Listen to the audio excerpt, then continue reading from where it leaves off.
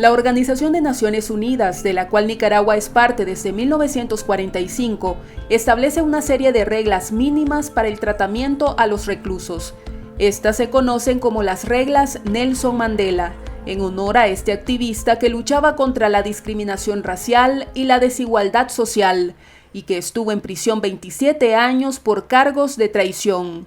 Durante su arresto se le prohibía hablar con sus abogados. Fue confinado a una celda húmeda y extremadamente pequeña, obligado a dormir en un tapete de palma y a picar piedra todo el día mientras recibía insultos verbales y agresiones físicas por parte de los guardias. Tampoco se le permitía contacto con sus familiares. Basados en esta experiencia del activista, se consiguió un tratado universal para la gestión adecuada de las prisiones. Estas reglas se basan en que el prisionero pierde su libertad, pero nunca su condición humana. Entre otras cosas, establece el derecho adecuado a su defensa y acceso a su expediente judicial, cumplimiento de normas de higiene, espacio y ventilación en las celdas, alimentación adecuada, servicios médicos oportunos, visita de sus familiares, derecho a profesar su religión, a leer e informarse por medios de comunicación. No pueden ser sometidos a condiciones de aislamiento por periodos prolongados ni recibir torturas físicas y psicológicas. Sin embargo, en Nicaragua, más de 180 personas presas por razones políticas sufren condiciones carcelarias violatorias de estas normativas internacionales. A pesar de que todos ellos ya fueron juzgados y condenados, continúan los interrogatorios todos los días. Hay celdas que están en completa penumbra 24 horas al día, mientras que hay otras que permanecen con luz encendida todos los días, las 24 horas. A ellos se les limita el acceso a la luz solar. En algunos casos nada más pueden recibir luz solar cada 8 o 10 días por 15 minutos. La alimentación tiene mucha deficiencia. Hay personas que han perdido 30, 40, 50 libras. Todos están sumamente delgados. Hay personas que han perdido entre 40 a 80 libras. Mi esposo me dicen, como yo no lo he visto, no te puedo decir, pero me dice mi cuñada, que si yo lo veo entrar en una habitación, yo no lo reconocería. Eso es sumamente grave, porque todas estas cosas pueden tener repercusiones en su salud a largo plazo y además pueden ser irreversibles. Las visitas son restringidas. No tienen la periodicidad que las del resto de reclusos que tienen derecho a una visita prolongada cada semana. La última ola de apresados, que inició en junio de 2021, solo ha tenido 6 visitas familiares cortas en 10 meses de confinamiento. Durante su proceso judicial, nunca se les permitió defenderse de acuerdo con los parámetros establecidos por la ley, según denunciaron los abogados de los acusados. Donde nosotros no tuvimos jamás acceso a los expedientes ni de forma en línea ni de forma física. Las audiencias, tanto preliminar como inicial, se realizaron sin la presencia de nosotros como abogados defensores. Jamás se nos dio acceso a las piezas del expediente. Inclusive en la segunda audiencia, que fue la audiencia inicial, 5 minutos antes de entrar a la audiencia, hasta entonces se nos proporcionaron más de 200 folios que correspondían al expediente judicial, lo cual obviamente no podríamos consultar, no podíamos tampoco revisarlos con ellos. Presente. Entre los presos políticos hay campesinos, activistas de derechos humanos, líderes opositores, empresarios y periodistas, muchos con condiciones particulares de salud.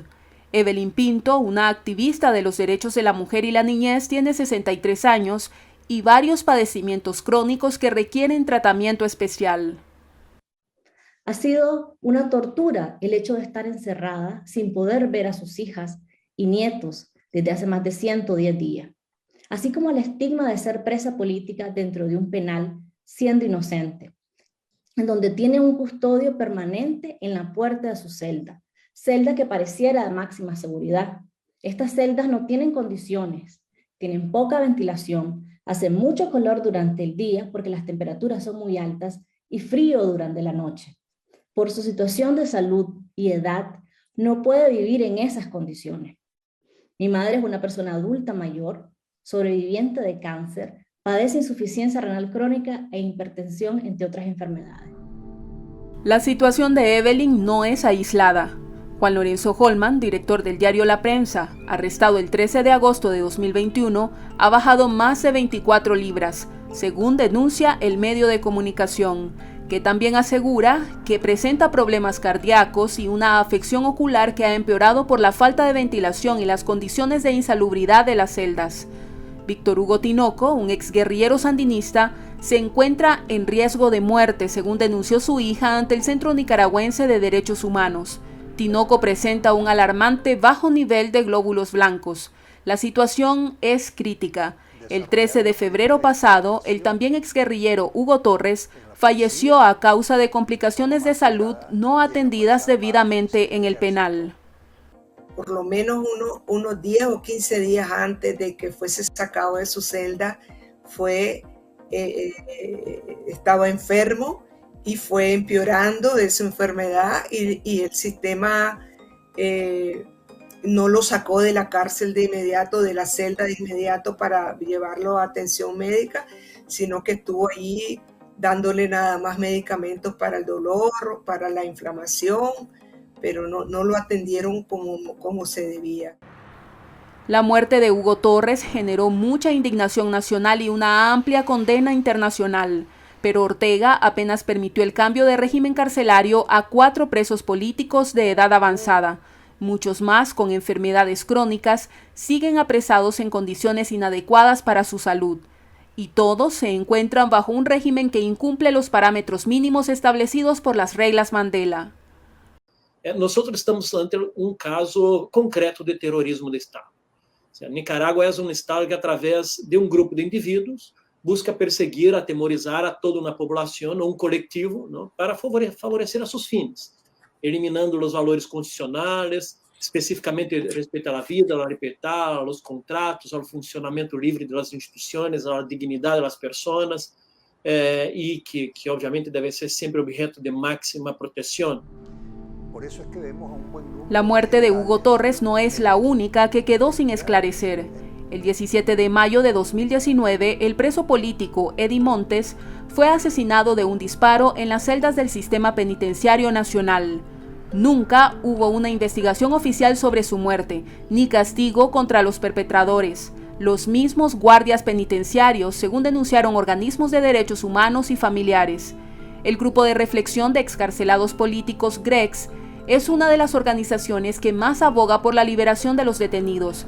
Ya vivieron la amarga experiencia de ser presos políticos del régimen de Daniel Ortega y saben a qué están expuestos. El trato que te puedo decir fue algo muy duro, espantoso, porque siempre fuimos golpeados, siempre fuimos totalmente, a nosotros lo torturaban, ellos lo decían que nosotros sabíamos bastante, cuando en realidad nosotros no sabíamos nada, nosotros estábamos luchando por una lucha justa. La condición de la comida era pésima, porque en la comida venían vidrio, venían piedra, venían con unos gustos espantosos, hasta gusanos los salieron. Edwin Juárez fue policía y tenía 2 años de haberse retirado de la institución cuando empezaron las protestas sociales de abril de 2018. Entonces decidió sumarse a los indignados, pero su antiguo vínculo con el gobierno lo hizo ser acusado de traidor y lo llevó a las cárceles como preso político. Ahora, excarcelado, se refugió en Costa Rica, desde donde luchan por denunciar los tratos inhumanos del régimen en los sistemas carcelarios. El profesor Gabriel Putoy coordina el GREX en Costa Rica. También vivió la misma experiencia. Él cree que dentro de las cárceles de Ortega hay venganza contra los presos políticos que reciben un trato muy diferente al de los demás reos. Aún si la dictadura quisiera hacer caso omiso a la regla Mandela, la misma dictadura y la misma legislación nicaragüense en el año 2003 aprobó la ley 473, que en el artículo 15 tiene 19 incisos que dicen sobre la convivencia de un privado de libertad, que está el respeto a la dignidad en cualquier circunstancia, y no se ha respetado la dignidad de ninguno de los 185 presos políticos que están en la celda de la dictadura.